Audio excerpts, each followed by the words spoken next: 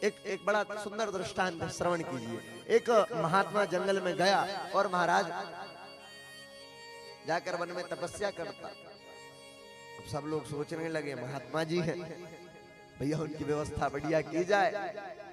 तो बोले वो जो महात्मा जी हैं वो ऐसे ही रहते हैं यार, उनके लिए एक बढ़िया सी कुटिया बना दी जाए, व्यवस्था कर दी जाए। अब महात्मा घर द्वार छोड़कर आए थे, सब कुछ छोड़कर। महाराज अपनी तपस्या करते थे चुपचाप, लेकिन गांव वाले दर्शन करने जाने लगे और फिर धीरे से कुटिया बनवा दी गई। अब कुटिया बन गई, चलो ठीक है भैया, एक स्थान बन गया। लेकिन अब सब लोग सोचने लगे, बोले कुटिया तो बन गई, लेकिन महात्मा जी लगता परेशान हो जाते होंगे, एक रसोई की व्यवस्था और करा दी जाए, एक भोजनालय की व्यवस्था हो गई। वाह, अब सोचने लगे यार भोजन की भी व्यवस्था हो गई। अब बोले अच्छा सुंदर वन है, यहाँ यदि एक मंदिर और बन जाता तो आनंद आ जाता। अब वहां रसोई बन गई, कुटिया बन गई, मंदिर का निर्माण हो गया।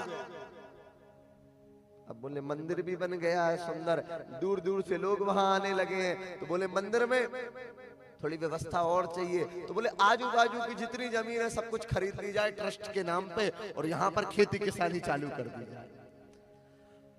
और महाराज इसी प्रकार वो क्रम चलने लगा और खेती किसानी चालू हुई। तो बोले ट्रैक्टर की जरूरत है, अब ट्रैक्टर भी लाना पड़ेगा।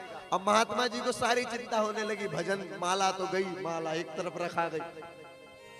और महाराज अब महात्मा जी को चिंता होने लगी कि भैया ट्रैक्टर में डीजल तो कम नहीं है, भजन तो गया अपना एक तरफ हो गया। और महाराज अब लोग आने लगे मंदिर में। तो भैया बोले मंदिर के पास जमीन तो है, एक सुंदर सा और यहाँ बढ़िया हॉल की व्यवस्था करा दी जाए। बोले हॉल की व्यवस्था हो गई। बोले हॉल में काम नहीं बन रहा है, दूर दूर से लोग आते हैं, दिल्ली बंबई से लोग आते हैं। बोले ऐसे नहीं रहते वो हॉल में, बोले उनके लिए सुंदर एसी कमरे की व्यवस्था कराई जाए।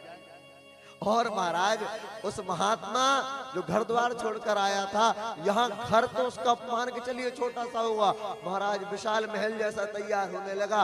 और महाराज एसी कमरे तैयार हो गए, महात्मा जी के लिए अलग एक एसी कमरा बनाया गया। और महाराज अब वह महात्मा भजन तो नहीं करता, अब वो महाराज चिंता में लग गया कि कल बंबई से मेहमान आ रहे हैं, उनके लिए भोजन की व्यवस्था और रुकने की व्यवस्था कराकर महाराज स्वयं वो महात्मा जाता है और रूम की सफाई करवाता है। तो भजन तो गया महाराज,